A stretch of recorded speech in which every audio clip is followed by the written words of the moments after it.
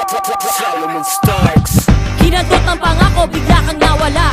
Ano nangyari boy, sa ibang puki napunta? Hindi ko namalayan na meron ng tumubo. Wala na tong atrasan pero di pwedeng sumuko. Alam ko na alam mo bakit di ba halata.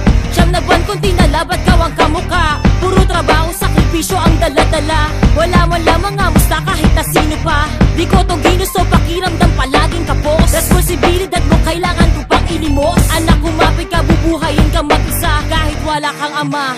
Puki ng ina.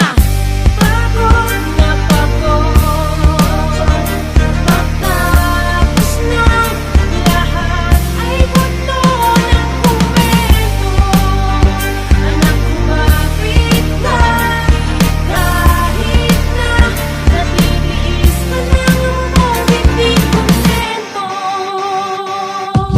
Para sa pera nagkaputa-puta, dobleng babantayan na nakakakuta.